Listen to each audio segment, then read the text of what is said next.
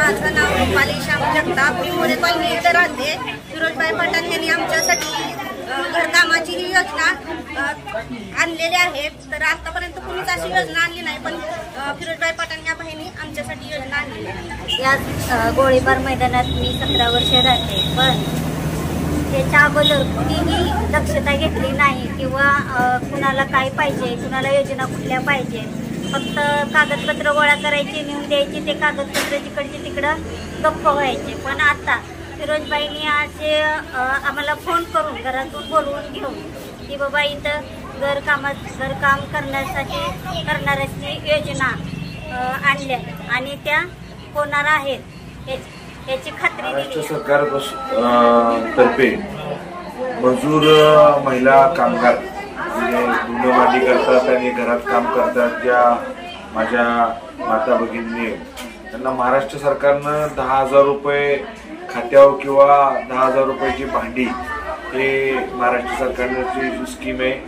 आपले लाडके आमदार श्रीमंत छत्रपती आमदार शिवेंद्रराजे भोसले महाराज साहेबांच्या आणि भाजप पक्षाच्या वतीनं की आपण माझ्या विलासपूर गोळीबारच्या सर्व महिलांसाठी जे कामगार महिला आहेत आणि मजूर महिला आहेत ज्या घरकाम करतात आणि सगळीकडे काम करत असतात त्या माझ्या माता भगिनींना माझी कळकळीची आणि नम्रतेची विनंती ही सरकारची स्कीम आहे। आपण हे सरकारची स्कीम माझ्या ऑफिसला इथं फॉर्म भरायचा चाललाय। आपण सगळ्यांना फॉर्म भरून इथं ते आपला सभासद फॉर्म नोंदवावा। तशीच महाराष्ट्र सरकारनं आत्ताच लाडकी बहीण योजना काढली, त्या लाडकी बहीण योजनेत बी इथं फॉर्म भरायचे चालू आहेत, त्या बी आपण भरून घेतोय।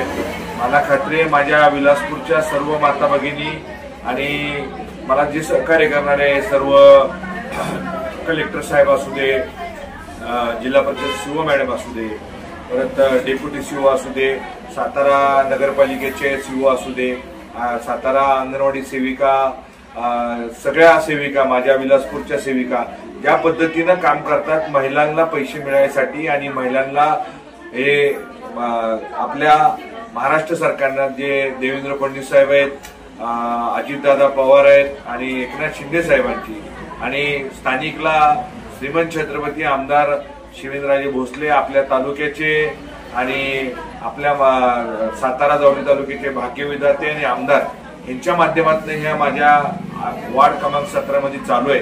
तर माझ्या माता भगिनींना माझी कळकळीची विनंती, आपल्याला संधी आलेली कुणी सोडू नये आणि इथं फॉर्म भरायची व्यवस्था आहे, ऑनलाईन करायची व्यवस्था आहे।